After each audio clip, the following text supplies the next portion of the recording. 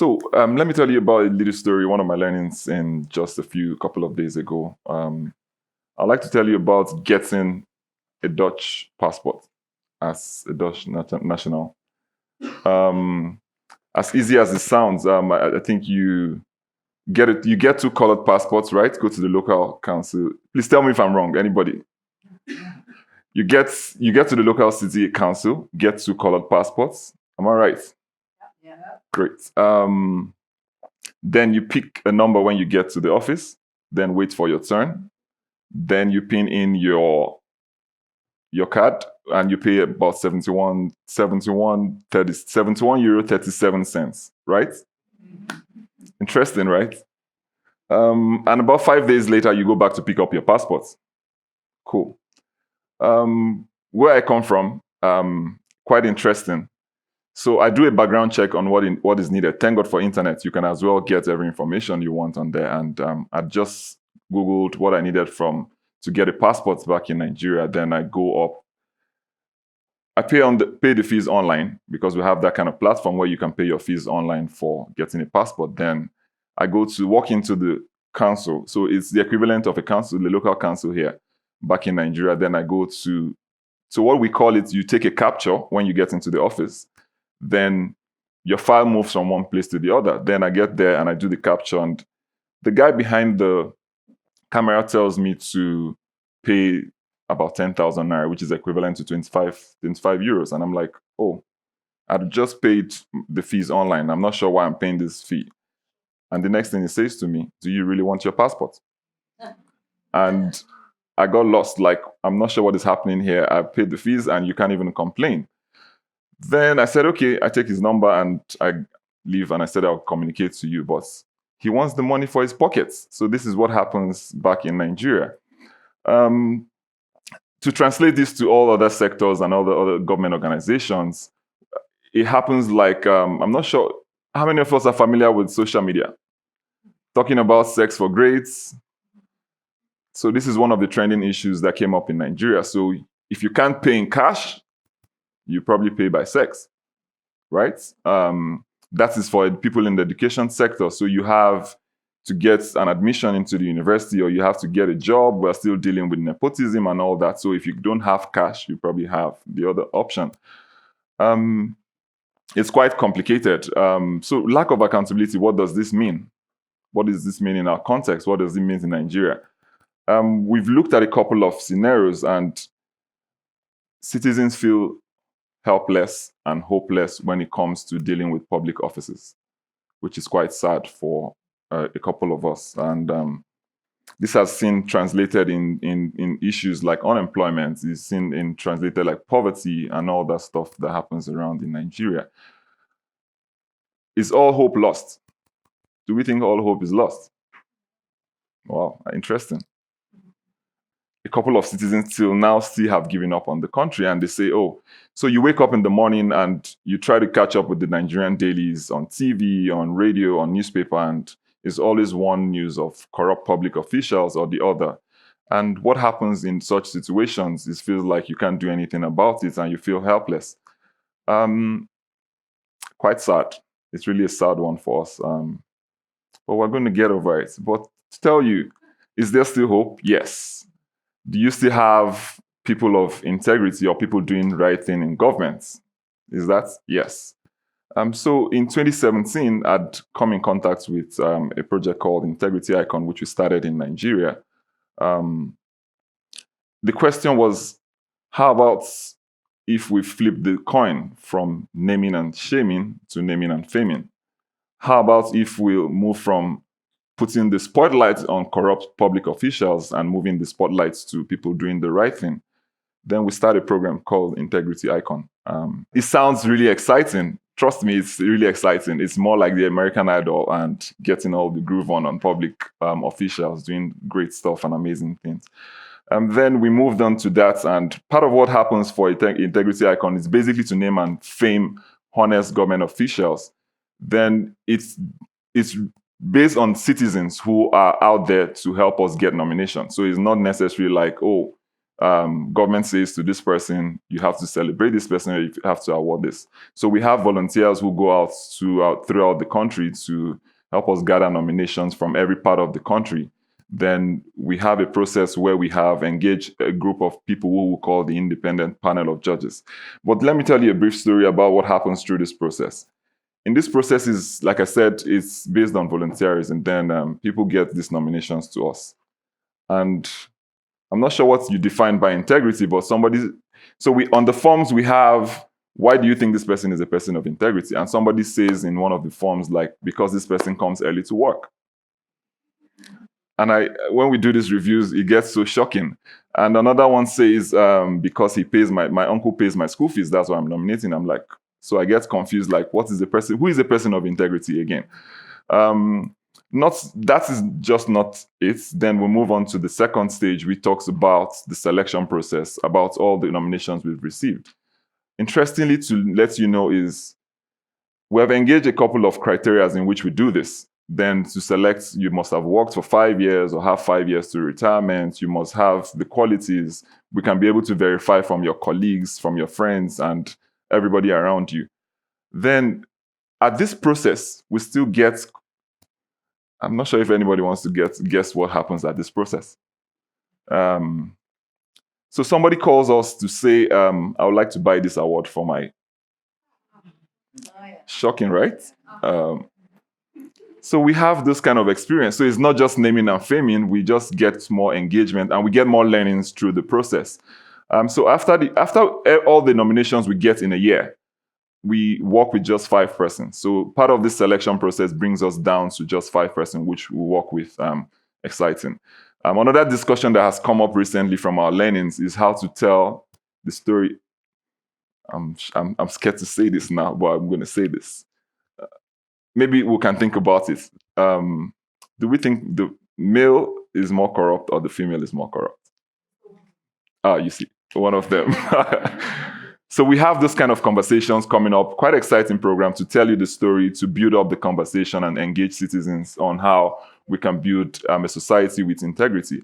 Then we just recently engaged 5 young film fellows to help us tell the stories of 5 amazing, wonderful people of integrity, just to help us amplify this. I'll leave you the floor to just watch a couple of videos, then we'll come back. I got another SMS from the bank saying I have been paid by Hague again. And I was like, I've received my pay already. So this second pay, 2.5 times of what I received. So I was coming that day, I went to the bank, withdrew the money, and I came straight here to Hague, and I handed the money back to Hague. There were some teachers that were posted here. I only met those teachers the day we resumed. Until when we now went for biometric, I saw some people that asked, who are you? They said they are a teacher in my school. I said, what do you teach? Mathematics. Who do you teach? And the lady told me, it's your business. You want to be going there. I cannot keep going. I can't live in that community. Why do you keep collecting the salary? If I enjoy doing the work, I should carry on. I told her it's not fair. Because these children need to be taught at this stage what they will need tomorrow. If we keep teaching them that not coming to work is the way out, they too will grow up believing that whether I go to work or not, somebody will cover me and they will pay me. Integrity means a whole lot of things. I had a situation whereby I was appointed pipeline commander, and the government, through the PPMC, allocated 37,500 naira as my allowance, and unfortunately was not coming when I needed it. And I had some persons who were ready to dangle 6 million. Beside that, I had my boys telling me there's this arrangement of returns every week as well, 500,000. When you compare what I was promised with what the federal government gave me, but thank God for the discipline and the grace of God, I withstood all those temptations. And I must tell you, it didn't go without threats. I was threatened. I had threats from within. I had threats from outside. One of the major ones that happened was sometime between 2010, 2011, trying to be precise. There was a bidding for ISPs. So a particular ISP actually wanted to become the provider for the university in terms of supply of bandwidth by all costs. Surprisingly, the secretary of the company calls me that they wanted the job by all means. They wanted to become the provider for the university by all means. And if I could, that Do I know that they're offering me 2.5 million to get into the show, to make sure that they become the provider for the university? For me, it was so odd, and I asked her, are you aware that these things are still under evaluation? And she said yes, that she's aware, and that's why they're asking, because they understand that most of the evaluation, I am the technical person who will be doing the evaluation, and that they wanted to have this particular job. And I said no, that we don't do things that way. So there was this particular consignment that was brought in. They wanted to sneak it out, but God helped me. Somebody alerted me. And I now told the custom people, please don't release this container. I've not inspected it. Along the line, this man tried all he could to entice me with money. Actually, the man imported it as a life-saving injection. But what was in the bottle? It was corn hydrochloric acid. I did not compromise. Many lives would have been lost. Maybe my own relation will be one. Thank you very much. We'll come back to exciting videos and the storytelling. Just to amplify this, one of the things we do to amplify these stories is to make these videos and send out to national TV, radio, and everywhere on social media to get people, citizens of Nigerians, to engage and vote for who they think is their favorite. So I'll implore you guys, the website is www.integrityicon.org. You can go there and vote for your favorites. So we've also had some challenges where people feel like I'm more popular, I should be the winner of this award. And we're trying to manage that story as well. Then basically we are going to celebrate the 5 persons in the national awards that happens in the capital city of Nigeria. Please let me know if you're going to be part of it. I'll work out your visa and we'll have you in Nigeria to be part of these awards. So basically, we celebrate the winner for every year with the person with the most popular votes. So basically, 5 of them are winners, but the person with the most votes gets to be the winner for the year. So interestingly, how do we get young people to participate more and engage with government has been a thing of concern as well. So we had come up with one of our projects called Voice to Rep. Basically, voice to represent. So we are giving young people that chance to speak out on issues that bother them. So one of the things we look at is how can we increase participation? How can we promote accountability through young people? And how can we make them the voice of the future? We keep saying they are the leaders of tomorrow, but however, they don't have that opportunity. But with this project, we're seeing how we can make music, using music as a tool to promote good governance. We have some albums. We have like some CDs we can distribute after this stuff. So yeah, that's Voice to Rep. Exciting stuff going on, and we have engaged a couple of young artists. We call them A-class artists in Nigeria, rappers of all sorts. And one of them is the son of a renowned human rights lawyer called Falz. Falz is Folarin Falana. So he's the son to Femi Falana, one of the big guys we have in Nigeria. He's been doing music around for a while, and part of what happens for music, you are doing music for some kind of engagement, which we say you are doing it for the money, entertainment, sex, guns, and every other thing you can think about, these guys sing about. But now we're seeing people move on from that shift. So people are flipping from what they used to doing socially conscious music, having to engage and talk about issues that bother young people through music. One of the things he said recently, a quote from him is, we have to change the mindset of people. And how can we do this? We have to reorient them and re-educate them through music. And that is what he has taken up. We have a replica of This Is America, which is called This Is Nigeria. Once it came out in the public, the whole country went haywire, and like everybody's like, who is this guy? And we have another guy which we work with called M.I. Abaga. We actually implement Voice to Rep with his organization, Chocolate City. Interestingly, he has done music for a while as well, and still the same pattern of music, which you have to survive, you have to do sex, you have to do guns, you have to do all that.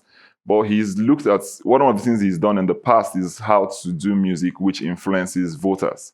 So politicians basically engage them to do music around elections period, and it just helps them favors their kind of votes to go to this particular to this particular politician. But what they are doing now is he has taken a stand because of the projects we run.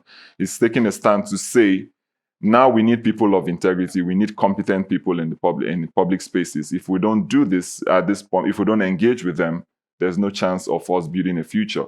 So accountability is a huge and massive driver for progress. By building a movement for young people and rewarding the good people in public service, not the bad and not the ugly, we can create an exciting future for all of us. Thank you.